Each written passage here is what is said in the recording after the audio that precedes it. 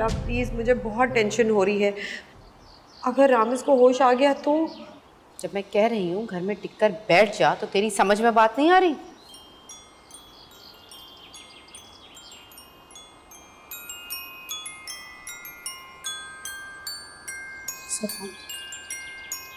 वापस? हाँ,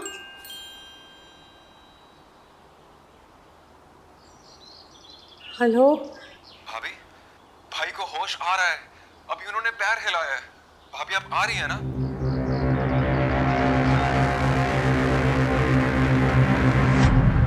हाँ हाँ।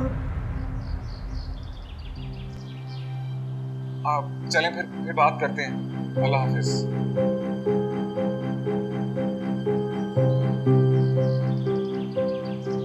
क्या कह रहा है? रामिस को होश आ रहा है। क्या?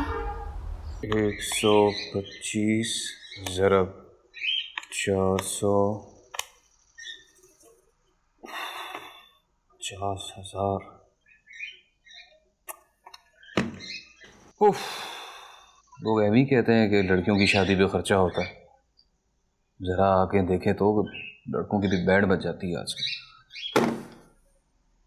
125 ज़रब 400। ले बेटा, खाना खा ले।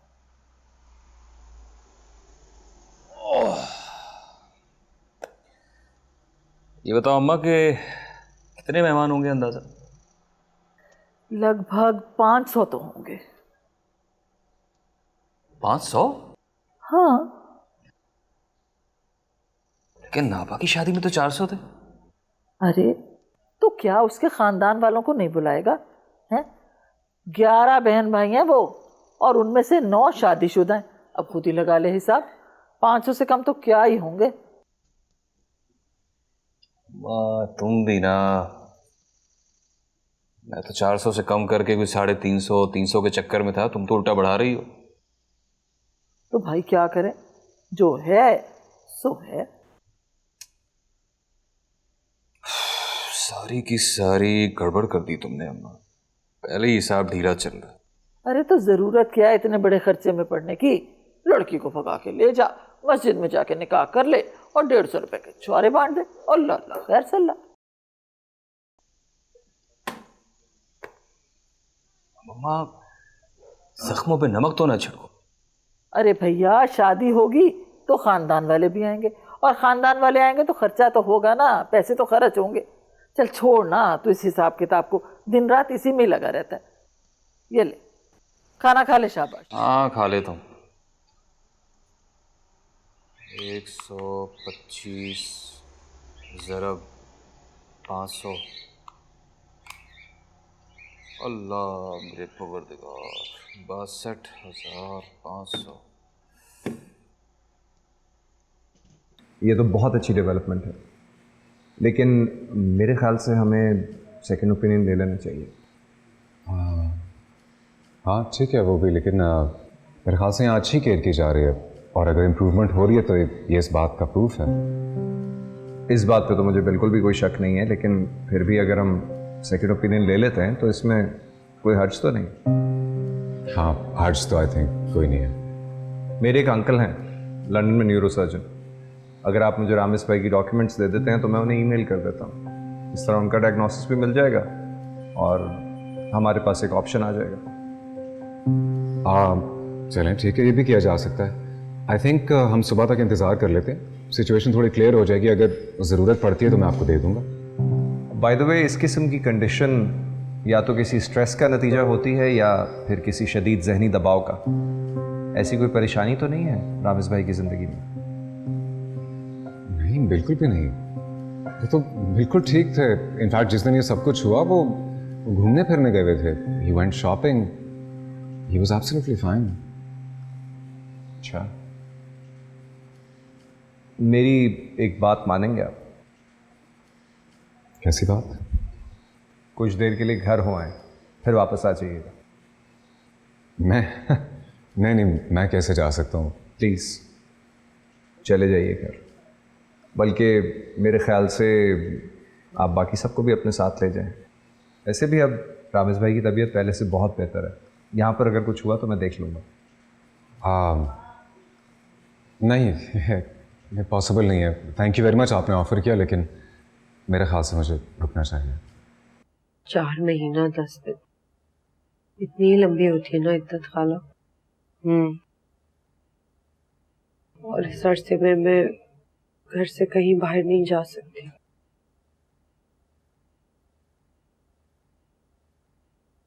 लेकिन तू कौन सी वाली इद्दत का पूछ रही है? बेवा वाली या तलाक के बाद वाली? जब होश आ ही गया है खाला तो तलाक के बाद वाली ही पूछ रही हूँ। सही कह रही है। देख लेना, होश आते ही वो मुझे सबसे पहले तलाक देंगे। लेकिन मतिया, मुझे ऐसा लगता है तलाक देनी होती ना तो देती होती। ये भी हो सकता है कोई मसलहत हो और वो बात आगे ही ना बढ़ाए। कैसी बच्चों वाली बातें कर रही हो आप? इतना सब कुछ हो जाने के बाद ये कैसे मुमकिन है? चल कोई नहीं, तलाक ही देगा ना, वरना क्या? अरे कत्ल हो जाते हैं ऐसी बातों पर। ऐसी बेबसी से तो बेहतर है कि मुझे मार ही डालते। मैं कैसे रहूंगी उस सब के बगैर, उस घर के बगैर? 7वें आसमानों पर उड़ रही थी मैं, एकदम जमीन पे आके पटक दिया। अब मेरा क्या होगा खाला? चल कोई नहीं, फिक्र नहीं कर, सब ठीक हो जाएगा। और कोई नहीं तो शायद तो है ना, वो मनहूस मारा तो अब तक तेरे दर की आस लगाए बैठा है। रहने ही दो खाला।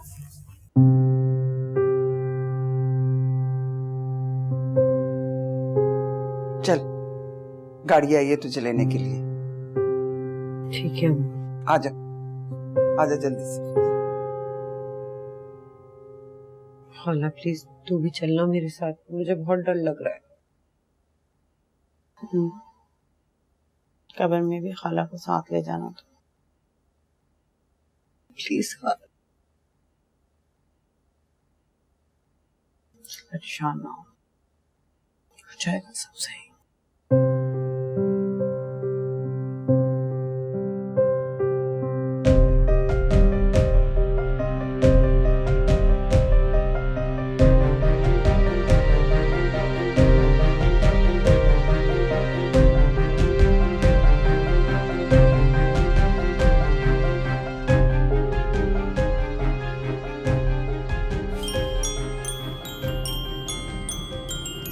किसका फोन है? हानिया का। हाँ तो देख क्या कहती है। हेलो, हाँ हानिया, हाँ बस रास्ते में है। अच्छा ठीक है, हम आ रहे हैं।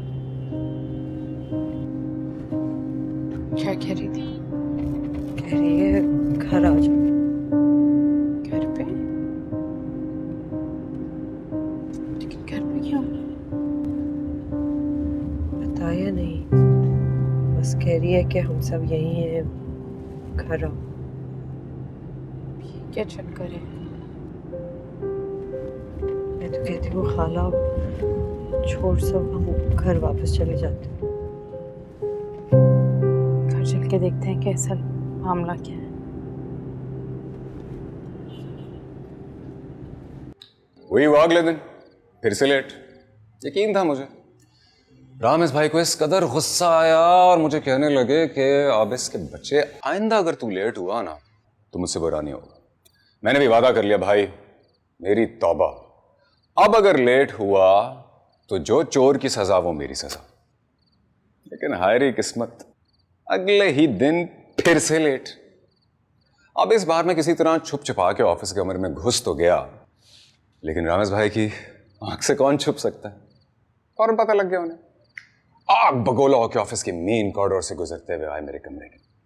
एक अपना वो ऑफिस का बॉय है, उसने मुझे बता दिया कि भाई रामेश भाई आ रहे हैं तुम्हारी तरफ। अब जब मुझे पता चला तो मैंने फौरन उठक बैठक शुरू कर दी। ऑफिस का दरवाजा खोला धड़ास करके, गुस्से से आग बगोला हुआ है। मुझे देखकर हैरत से बोलने लगे, 85, 86, 87 क्या कर रहे हो भाई? मैंने कहा, रामेश भाई लेट हो चुका हूं, अब बीच में मत बोलिएगा वरना मेरी गिनती भूल जाएगी यार। बस उसी बात उनका सारा गुस्सा पिघल गया और हंस के मुझे गले से लगा लिया। मैं कल से वेट कर रहा हूं यार कि वो उठेंगे और मुझे गले लगा लेंगे, या कम से कम मुझे कहेंगे यार कि हॉस्पिटल से निकलो, तुम क्या नर्सों के साथ फ्लर्ट कर रहे हो, उनको छेड़ रहे हो, लेकिन वो उठ ही नहीं रहे यार।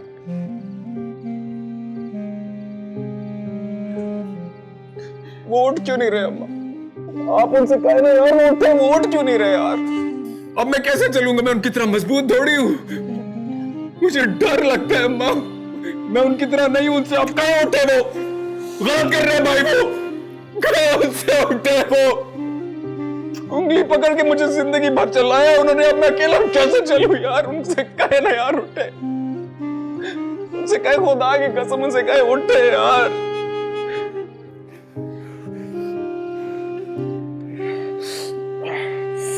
हेलो, हाँ जी फवाद।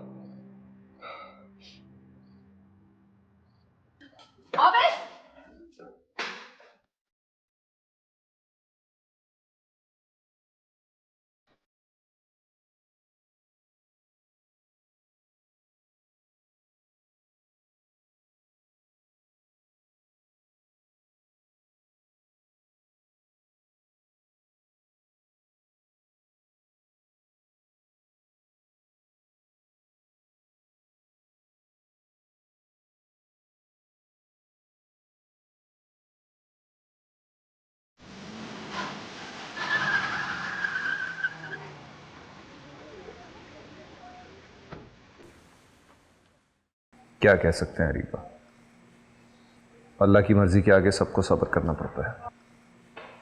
मैं तुमसे बाद में बात करता हूँ। झूठ बोल रहे हो ना तुम? बताओ मुझे, झूठ बोल रहे हो ना तुम? पूछो, बोला झूठ बोला ना तुमने? बोलो, मैं क्या पूछ रहा हूं तुमसे? अब इस अल्लाह को यही मंजूर था।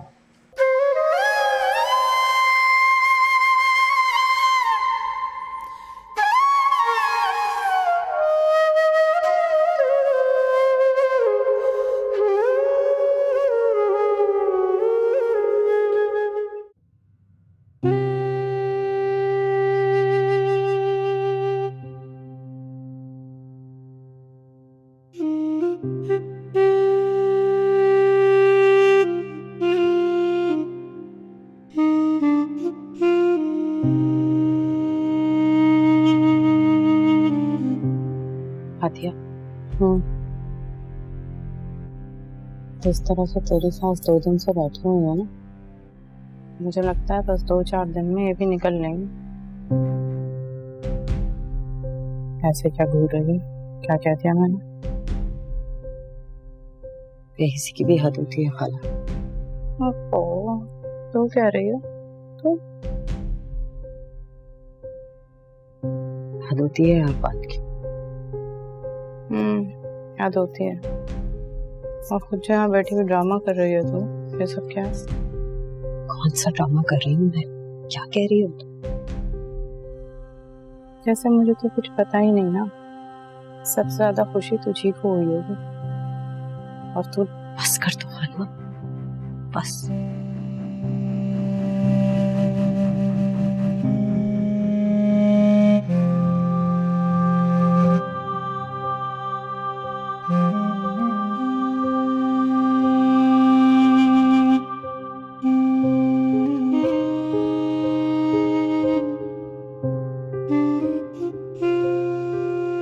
तुमने क्या कर दिया भाई? बिल्कुल अकेला कर दिया तुमने मुझे। तुमने तो कभी बाबा की कमी भी महसूस नहीं होने दी मुझे। और अब मैं दोबारा यतीम हो गया हूं भाई। अब कौन डालेगा पर्दे मेरी लापरवाहियों पर? कौन टोकेगा मुझे? कोई नहीं, कोई भी तो नहीं है भाई।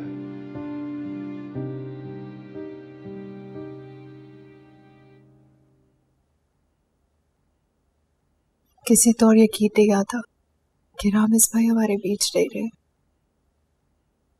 लगता है अभी से कहीं से आवाज आएगी या फिर वो खुद सामने आ जाएंगे।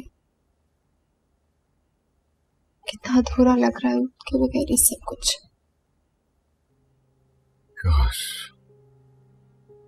काश मैंने वापस ला सकता। हाफिज, हमसे जो कुछ हो सकता था हमने किया। बाकी खुदा के फैसलों के आगे इंसान बहुत बेबस है। नहीं, मुझसे जो कुछ हो सकता था वही तो मैंने नहीं किया। मम्मा मुझे कहती रह गई कि उनको डॉक्टर के पास ले जाओ। मैं नहीं लेकर गया। ये सब मेरा कसूर है। मेरी वजह से हुआ ये सब। हाफिज, तुम खुद को कसूरवार क्यों ठहरा रहे हो? और हमें क्या पता था? अगर नहीं पता था तो पता करना चाहिए था। ये सरासर हमारी लापरवाही की वजह से हुआ। क्या कुछ नहीं किया उन्होंने हमारे लिए, इस घर के लिए। और हमने जवाब में उन्हें क्या दिया? कुछ भी तो नहीं, कुछ भी नहीं। प्लीज हाफिज, समझ सोचो।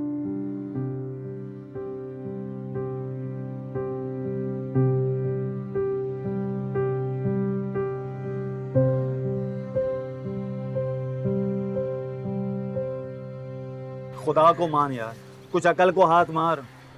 समझ में क्यों नहीं आती तेरे? नहीं समझी मुझे कोई बात।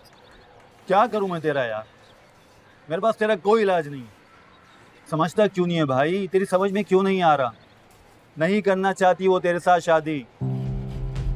1000 बार तुझे ये बात बता चुका हूँ। हर बार तुझे उल्लू बना देती है वो।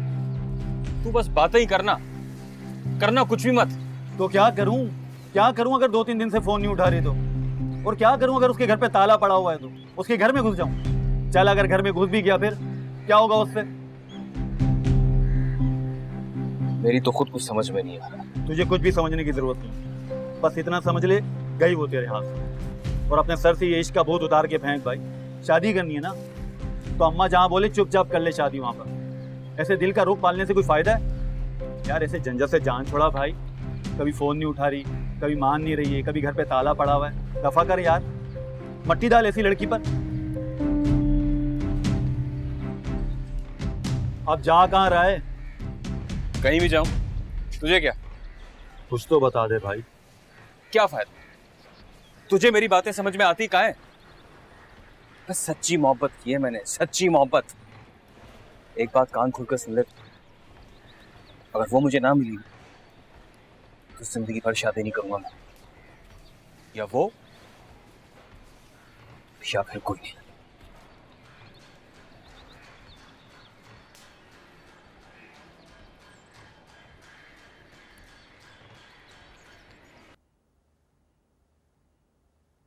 कैसी उजड़ी हुई शक्ल हो रही है, तौबा।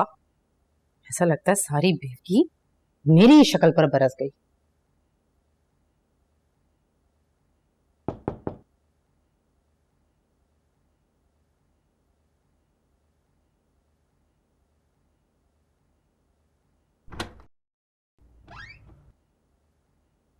हाँ, भाभी की तबीयत कैसी है?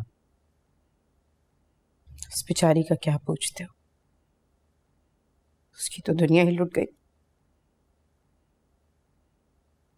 ठीक कहते हैं आप। कभी कभार एक शख्स की कमी 20 लोग भी पूरी नहीं कर सकते।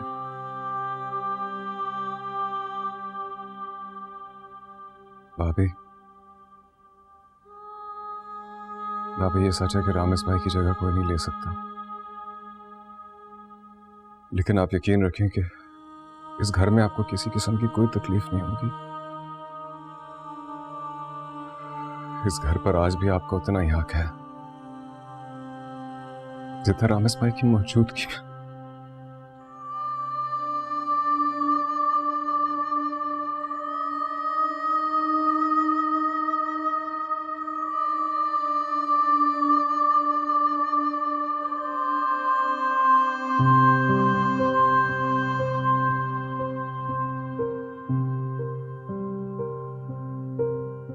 मैं जानती हूँ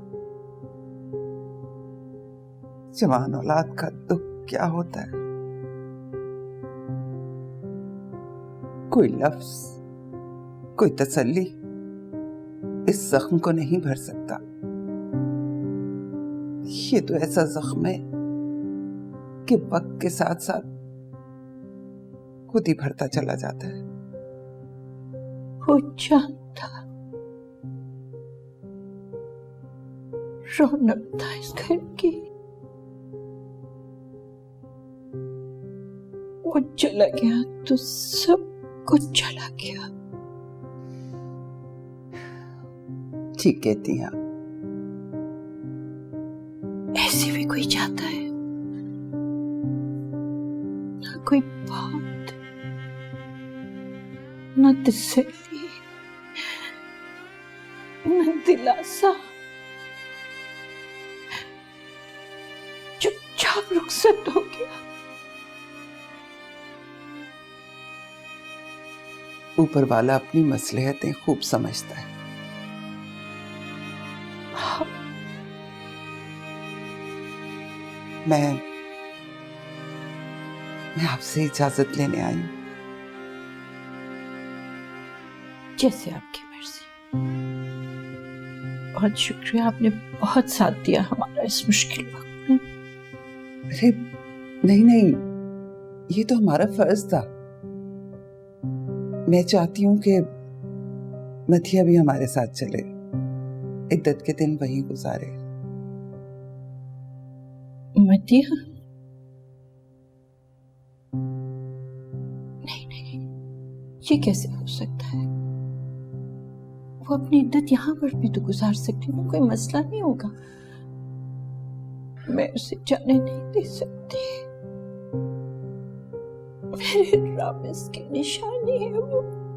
देखिए, इस तरह उसे मुश्किल हो जाएगा यहाँ रहना। नहीं, उसको लेकर मत जाए।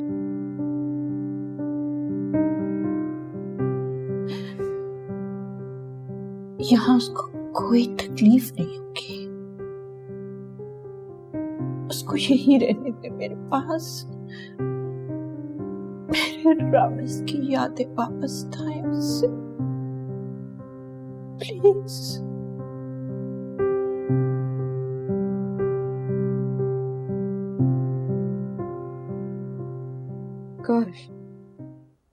काश ये सब कुछ ना हुआ था। काश मैंने शाहिद को फोन ही नहीं किया होता। क्या होता ज्यादा से ज्यादा 2-4 दिन अपनी बकवास करके खामोश हो जाता ना। कम से कम रामेश तो होता, या फिर बता दिया होता उससे सब कुछ साफ साफ, तो आज ये दिन ना देखना पड़ता मुझे। जो होना था वो हो गया, अब क्या फायदा? कैसी किस्मत लेकर पैदा हुई हूं मैं भी। जो चाहा था वो सब मिला, पर सिर्फ 2 लम्हे के लिए। काश आज रामेश जिंदा होते, काश मैं वो वक्त किसी तरह वापस ला सकती। अब लकीर पीटने से क्या फायदा? जो होना था वो तो हो गया, और अगर बैठी ऐसे ही सोग मनाती रही ना तो खाली हाथ रह जाएगी। खाली हाथ ही तो रह गई हूँ खाला। अब बचा ही क्या है मेरे पास? एक तो तुम्हारी मुझे बिल्कुल भी समझ में नहीं आती। क्या सोचती हो तुम? अगर रामेश जिंदा होता ना तो इद्दत तुम तब भी मना रही होती, लेकिन ऐसे ठंडे कमरे में बैठकर नहीं, अपनी माँ के घर। अब क्या होगा? क्या होगा मुझे क्या खबर, मेरा तो अपना दिमाग काम नहीं कर रहा। और काम करे भी तो कैसे? अरे यहां तो सब फाकों पे जिंदा है, किसी को खाने पीने का होश ही नहीं है। क्या वक्त हो रहा है, भूख के मारे मेरी जान निकल रही है।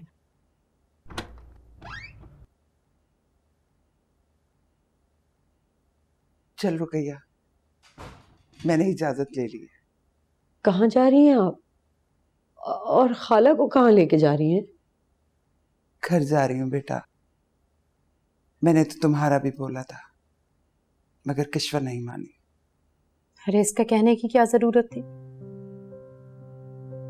क्यों? अरे रुकैया, इद्दत ही गुजारनी है ना, चाहे यहाँ चाहे वहां। मैं कहीं नहीं जाऊंगी अम्मा, ये मेरा घर है, मैं इसे किसी हाल में नहीं छोड़ूंगी। अगर आपको जाना है तो जाए, और खाला को कहीं ले जाने की जरूरत नहीं है।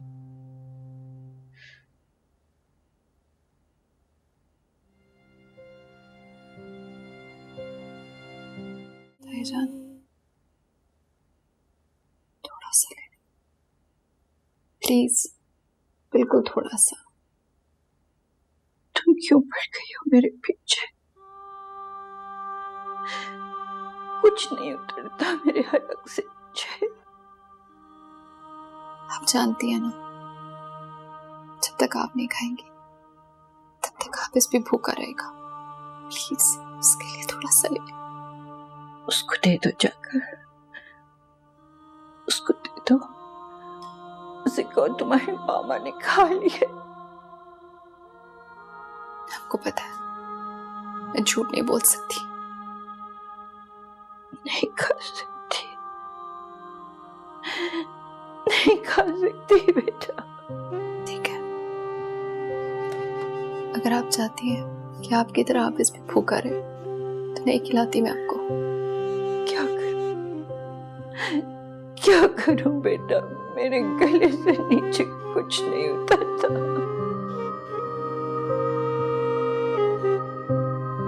आने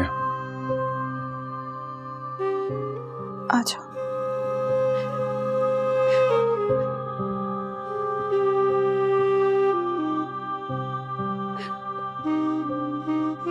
मैं खिलाऊंगा अपनी मामा को अपने हाथों से। मैं भी तो बेटा हूं ना आपका। कैसी बातें करते हो, कैसी बातें करते हो। चलें फिर सूप ले लें थोड़ा सा।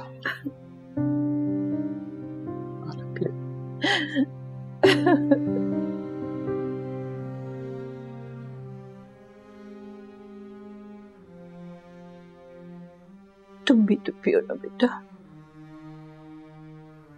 पी लूंगा मैं।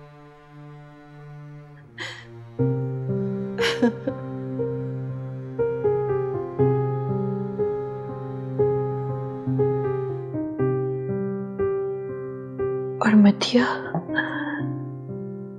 पता नहीं उसने भी कुछ खाया है या नहीं, उसे बुलाओ बेटा। मैं उसे अपने हाथों से खिलाऊंगी। मैं बुलाती हूँ ताईजान।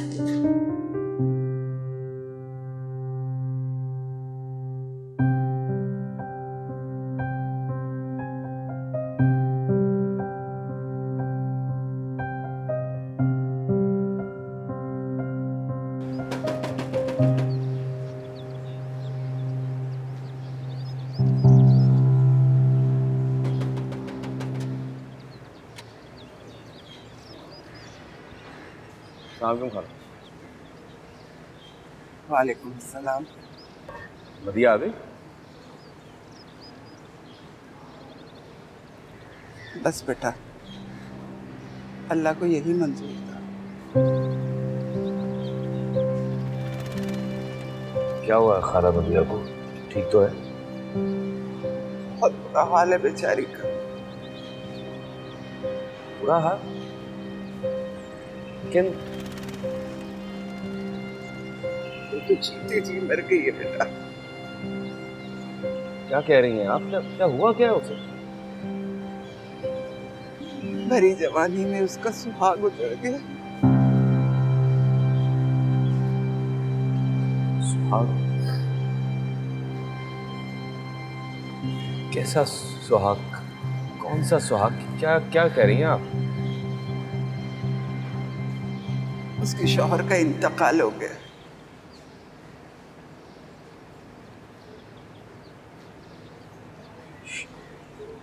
शौहर का इंतकाल हो गया?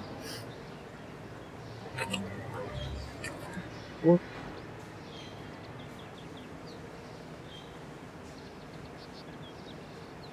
ये नहीं हो सकता।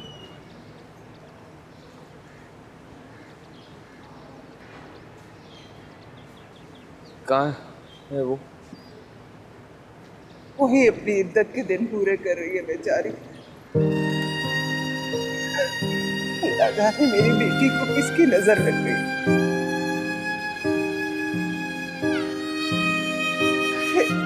मैंने तो उसके लिए बड़ी दुआएं की थी कि खुदा उसको खुशियां दे, अपने घर में आबाद रखे, सदा सुहागन रहे। हाय अल्लाह, हाय बड़ी कमज़ोरी हो रही थी, चक्कर आ रहे थे, ग्लूकोज पीकर थोड़ा सुकून मिला है दिल को। और तो कुछ नहीं चाहिए जी? नहीं नहीं, सब सही है। क्या बना रही हो? यखनी निकाली है और साथ में पालक गोश्त भी है। अच्छा, दिल तो कुछ खाने को नहीं चाह रहा, मगर क्या करूं, मदिया के लिए कुछ तो खाना पड़ेगा ना। बन जाए तो ऐसा करना कि वहीं कमरे में ला देना फिर। जी बेहतर।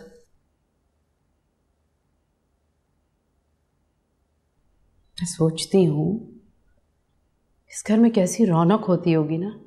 खुदा जाने किसकी नजर खा गई इस घर की खुशियों को। दिल कुड़ता है, ईमान से ऐसा लगता है कलेजा फट जाएगा। ऊपर से मेरी मदिया की हालत। बड़ी दुल्हन अलग बेहाल पड़ी है, पूरा घर उजड़ के रह गया। कब से हो तुम यहाँ? जमाने हो गए, बड़ी दुल्हन मेरे सामने भी आकर आई थी इस घर में।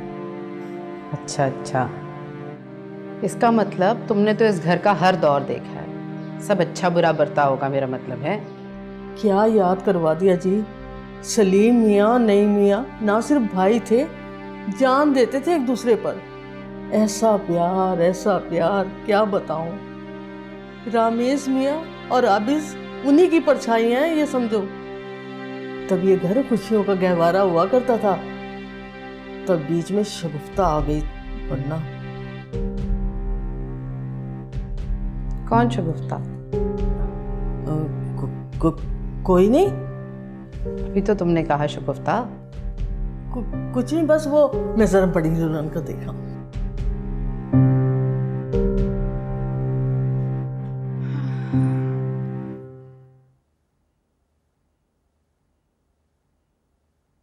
अपने आप से हारी प्यारी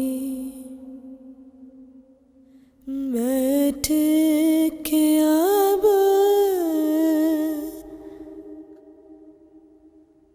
करे दर्द शुमारी।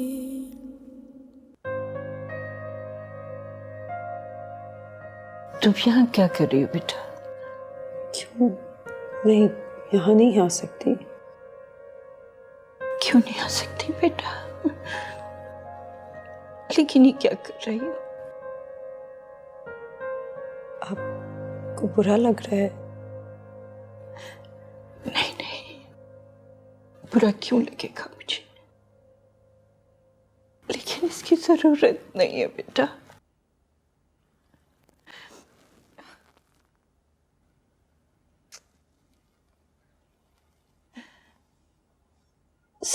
किस्मत के खेल है। क्या कुछ सोच कर लाई थी तुम्हें इस घर में? आंटी नहीं, आंटी नहीं, मम्मा कहो मुझे। जी, दिल घबरा रहा था ना? रामिस का चेहरा मेरे सामने से हटता ही नहीं। मेरा दिल बहुत दुखता। मेरा भी यही हाल है बेटा। क्या क्या मैं कभी कभी आपके पास आ जाया करूं? कभी कभी क्यों बेटा? जब तुम्हारा दिल चाहे आ जाया करो मेरी जान। इद्दत में घर के अंदर चलना फिरना तो मैंने नहीं है ना। आप बहुत अच्छी। नहीं, अच्छी तो मेरी बेटी है। पता नहीं किसकी नजर लग गई मेरे घर की खुशियों को।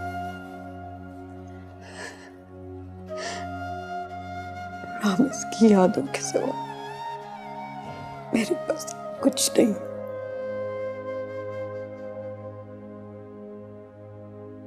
अगर ये भी मुझसे छिन गई तो मैं क्या करूंगी? ऐसा क्यों कह रही हो बेटा? ये घर, रामिस की एक एक चीज सिर्फ और सिर्फ तुम्हारी है मेरे बेटे।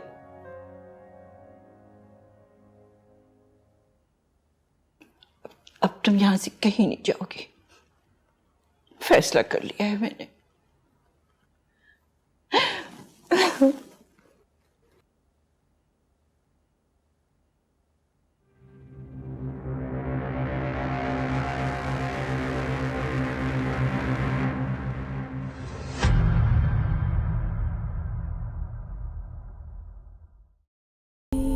भाई आज मैं सबसे पहले ऑफिस पहुंचा। आज आप नहीं थे ये देखने के लिए कि मुझे कोई देर नहीं हुई। अगर सबको यहाँ पे मेरी असलियत पता चल गई तो फूटी कौड़ी तक हाथ में नहीं देंगे। देख लिया ना तुम लोगों ने धोखे और फरेब का क्या अंजाम होता है। अच्छी तरह जान गया होगा कि बहुत बड़ा धोखा दिया है मैंने इसे। मैं तो कहती हूँ निकाह ही कर ले उससे। इस घर से सब चले जाएंगे पर मदिया कहीं नहीं जाएगी।